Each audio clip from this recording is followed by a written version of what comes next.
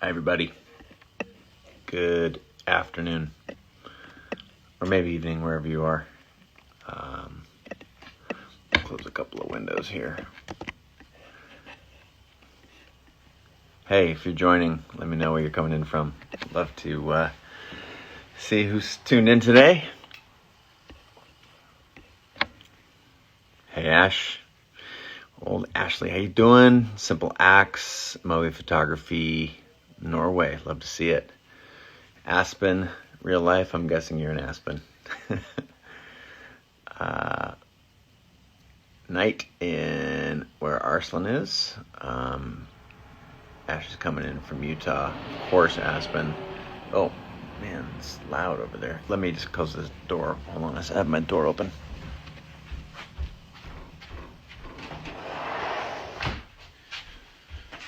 All right. Yo, everybody. Very happy to see you. Hi, Tanner. Thanks for the shout out. Oregon, the Aloha _CO. Nathan, nice to see you. Sara, Steele, AKZ photo in upstate New York. Awesome. I want to welcome you all to Friday. Happy Juneteenth. Hope you're all doing well. I am just sitting here. I got basically just three things I want to chat with you about here over the course of the next few minutes. I was thinking about going live with one person. So if you're interested in being in this conversation or asking one pressing question that you have for me, I'll do that right at the end. So go ahead and tap the question or scroll down and say you'd like to join the broadcast, and I'll pick one person at the end here. Mexico's in the house. All right. So just a couple things. I wanted to recognize Juneteenth. It's a holiday for us at Creative Live, and spending the time. I just bought an amazing print at a print sale that supports Black artists. I'd love to steer you towards. The way I found the link is from my friend Steve Sweatpants, at Steve Sweatpants on the IG. He's got the link in his bio. Maybe somebody can tag him at Steve Sweatpants here. Just bought an amazing print that I think was on the cover of the New Yorker this week. It's incredible. And that print sale goes to support artists and nonprofits in the Black community. Also doing some reading, lining up a couple of more podcast guests, and just there's so much amazing. We got so many amazing guests lined up. I'm very, very excited. We've got some powerhouses coming up. Thanks, my Palladium mind, for tagging Steve. And so that's thing one. I hope you all are having a good day and recognizing the day, its history, what it means, spending some time educating yourself, and or doing your thing. I want to also remind you all, if you are in the book club, that we are live again tomorrow at 10 a.m. Pacific time. This is the fourth week, and in week one we covered the intro. Week two we covered part one of the book, which is imagining what we want for ourselves in a project or our life. Step two is designing a plan to get there. And this week, as in tomorrow, roughly 22 hours from now, we're going to talk about section 3 here, executing. Execute your strategy, and I can't read backwards, smash through any obstacles. So that's tomorrow at 10 a.m. And if you haven't been a part of it, I want to invite you to join.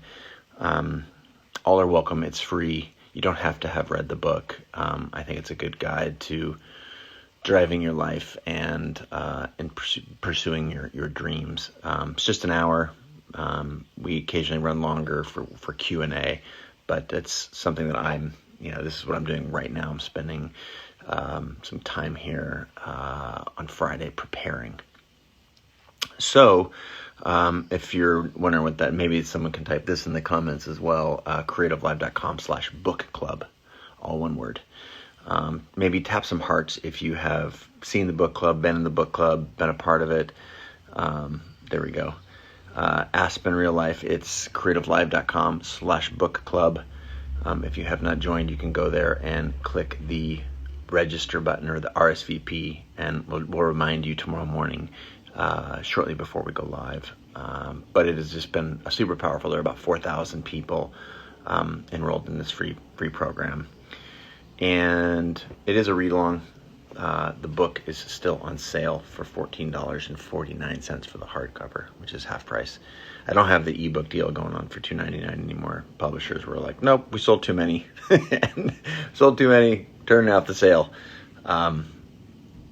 Anyway, so, that's thing 2. I hope you're tuned in for that, and very excited. I thought it might make sense to... I'll say I was going to do a little reading, but I'll save that for tomorrow. But anyway, join me tomorrow morning at 10 a.m. That'd be great. And then thing 3 is I wanted to help somebody in this call. Claudia says it's a beautiful book. Thank you very much. If you haven't seen the hardback, it's really cool. It has a half a jacket that you may have seen that I pulled off. It's got, that's got book blurbs and stuff on it. But this thing is just a blank canvas. Ready to be, stained and used. And anyway, appreciate the comment. Thank you, Claudia. So I'm willing to go live with one person right now to answer some questions, add a little value. And if there's a way I can help right now, then jump into the questions. I think that is how. Hi, what's up from Chile? Nice to see you, Chile. Love it. And if I don't get anyone in the next, 60 seconds or so, I'll bounce. But if there's someone who has the courage to ask their question, I'm sure that a lot of the other people who are live right now or who will see this have a similar question. So just know that in stepping up and being a part of the community, you are not just helping yourself, but you're helping others. That's part of what it means. Alex, welcome. The Climber Coop, welcome. Tom Aldrich photo, you down. Nice to see you. Martin, welcome. MNG_Toronto, McNally joined, a bunch of waving. Hi, everybody. All right, another 30 seconds. If anybody wants to go live, I'm happy to take that question. Looks like there's a couple folks here. I'll chime in there right now. Oh, ask. These are just questions that are coming in rather than joining live. That's probably a little bit better than I can do a couple more. Claudia wants to know, if your gut is telling you to move away from your current creative calling, what if your gut is telling you to move away from your current creative calling? Then you have to trust your gut. I think in this particular chapter, this part of the book, there are 4 parts. This part, execute, talks about evaluating your the voices that come up when you're partway through a project, and they're often voices of procrastination. They're often voices of frustration. They're trying to talk you out of it. This is your biology that doesn't want to see you have to do work or invest time and money. It just wants you to sit there and scan the horizon and look for saber-toothed tigers. So it's your job to evaluate now, or maybe take a rest instead of quitting. I give an example in this in chapter, what chapter is that? Chapter 7 and 8 of getting burned out in photography and taking up oil painting and ultimately acrylic painting, only to find my way back at photography. So it's a good time, if you can, to press pause and assess what's going on in here, but don't just sit there and assess. Don't sit on the couch. Don't stop moving. Don't stop taking action. Circle back, do a few other things, and then look at, for me, that was just made it clear to me that photography was the thing that I needed to be doing. It was like a moment of a gut check. I found that super valuable.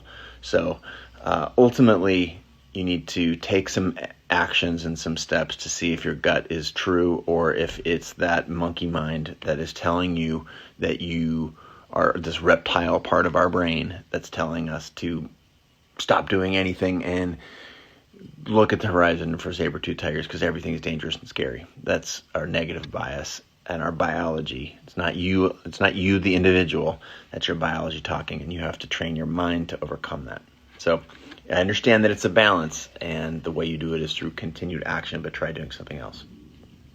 Yeah, Jeffrey, sorry, I saw that. There's no request button. But ask a question if you want. I just answered Claudia's. Oh, geez, now I have too many questions to answer.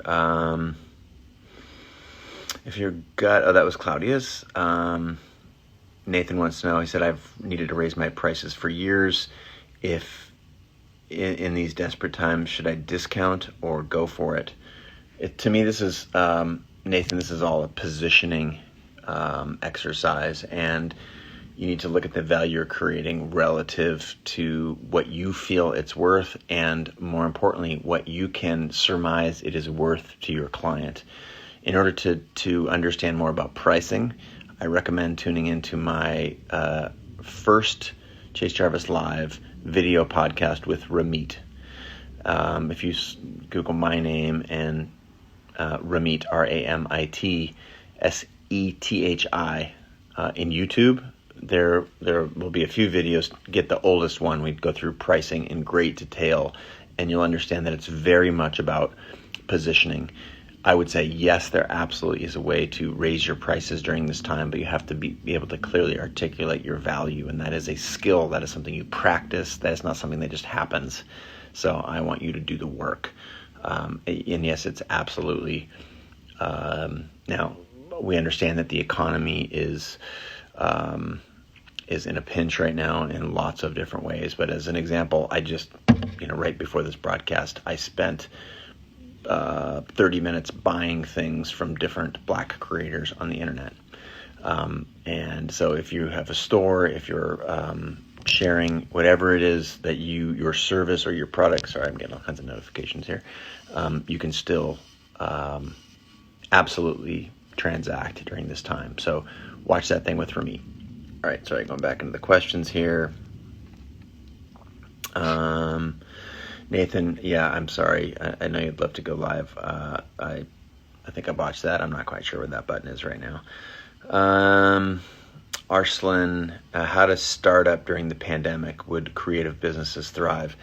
I have been asked this many times in some interviews that I've given recently, and some of the broadcasts on the CJ Live show, on Creative Live TV, for example. And my photography business grew.